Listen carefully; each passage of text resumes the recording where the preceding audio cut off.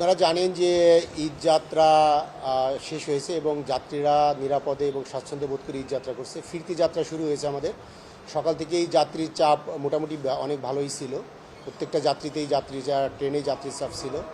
তো আমাদের সামনে যে কয়েকদিন আছে আমরা আশা করি যাত্রীরা স্বাচ্ছন্দ্যে বোধ করে এবং কমলাপুরে ফিরে আসতে পারবে, ইনশাল্লাহ কর্মস্থলে ফিরে আসতে পারবে। আর সকাল থেকে আমাদের যে ট্রেনগুলো গেছে এটা আমাদের কিছু সিবিআই সিস্টেমের কিছু সমস্যা ছিল, আবার সিগন্যালিং সিস্টেমের, সেটা সংশোধন করা হয়েছে এবং ট্রেনগুলো এখন একটার পরে একটা ছেড়ে যাচ্ছে। না না, শিডিউল বিপর্যয় না, আমাদের সিগন্যালিং সিস্টেমের কারণে দুটো তিনটে ট্রেন কিছুটা বিলম্ব গেছে, 40-45 মিনিট মতো কিছু দুটো তিনটে ট্রেন বিলম্ব গেছে।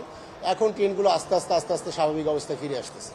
নিরাপত্তা ব্যবস্থা আমরা যেমন ঈদ যাত্রার সময়ও আমাদের নিরাপত্তা ব্যবস্থা যেমন জোরদার ছিল এবং ফিরতি যাত্রাও আমরা আশা করছি যে আমাদের সেই যাত্রাও তদারকিটা অব্যাহত থাকবে এবং যাত্রীদের সর্বোচ্চ নিরাপত্তার কথা বিবেচনা করে আমরা আমাদের সতর্কতা সবসময় থাকি এবং করব, যাতে যাত্রীরা যাতে নিরাপদে ভ্রমণ করে বা কর্মস্থলে ফেরত আসতে পারে ইনশাল্লাহ। না, শিডিউল বিপর্যয় বলতে ওরকম না, আমাদের সকালে সিগন্যালিং সিস্টেমে কিছুটা ত্রুটি ছিল, সেই ত্রুটি সংশোধন করা হয়েছে এবং এখন ট্রেনগুলো আস্তে আস্তে স্বাভাবিক অবস্থায় ফিরে আসতেছে।